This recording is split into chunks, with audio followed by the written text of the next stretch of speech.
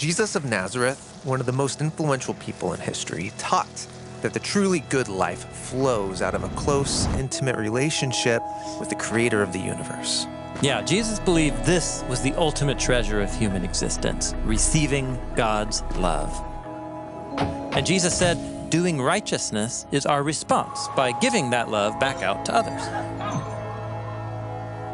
Now, Jesus also lived in a culture where showing your devotion to God publicly will increase your reputation. So, it would be easy to turn your intimacy with God into a performance to get public praise. Exactly. And so, in a group of his teachings called the Sermon on the Mount, Jesus warns his followers about that temptation. Be careful that you don't do your righteousness in front of people for the purpose of being seen by them. If you do, you will have no reward from your Father in the skies. So, acting like you're close with God might gain you social status or applause. But, Jesus says, that's really all you're going to get. Jesus describes this performance as being a hypocrite, which comes from the Greek word hypokrites, which refers to a stage actor putting on a show. So, how can I know if I'm becoming a hypocrite? I mean, that seems like an easy trap. Yeah, it's super easy. And so Jesus offers 3 case studies. He uses the 3 most common ways in his day that Jewish people expressed their devotion to God, beginning with generosity. So then, when you give generously to those in need, don't signal it with a trumpet, as the hypocrites do in the town squares or streets. They do that to be honored by people. And I tell you the truth, they have fully received their reward. So, in Jesus' culture, public displays of generosity were a way to celebrate God's generous love. But they could also become a way to promote yourself. So Jesus offers an alternative. When you give generously to those in need, don't let your left hand know what your right hand is doing, so that your giving is done privately. And your Father who sees what is done in private, he will fully reward you.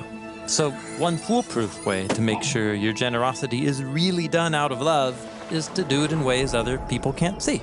But didn't Jesus also teach to let your light and good deeds shine as an example for others? Well, yes.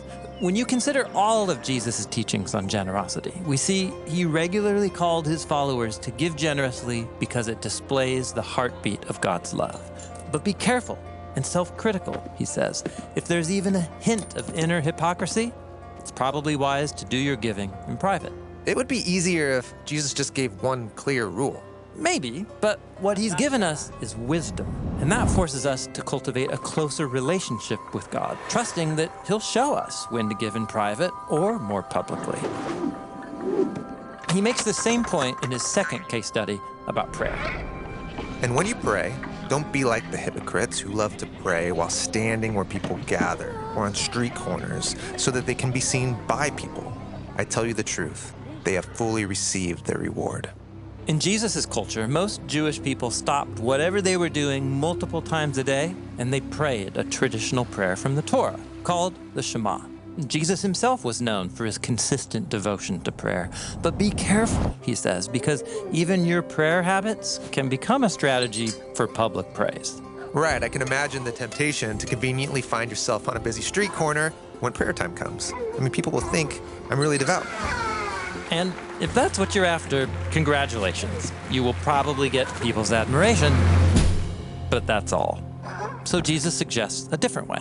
But when you pray, go into a room, shut the door, so you can pray to your Father in private. And your Father, who can see what's done in private, he will reward you. Prayer is about spending time with God, sharing your thoughts and concerns, and trusting that he will hear and respond. The easiest way to check your motives for praying is to do it when no one can see. But again, this is not a rule, it's wisdom. Jesus prayed alone and also together with his followers. Both are important ways of connecting to God. The third example Jesus gives is about fasting. When you all fast, don't look gloomy like the hypocrites. They make their faces look disfigured, so their fasting will be seen by others. I tell you the truth, they have received their reward. So fasting is a way of praying with your body by withholding your own physical needs like food and drink, and then inviting God's presence to meet you in that place of need. But even fasting can be used as a performance. Yes, so be careful, like Jesus says. But when you fast, anoint your head with oil, wash your face, so your fasting isn't visible to anyone except your Father in private, and He will reward you. Now, notice that in all three cases, Jesus does not say to ditch these practices. Right, express your devotion, but find creative ways to do it so that you don't treat God's love like a trophy.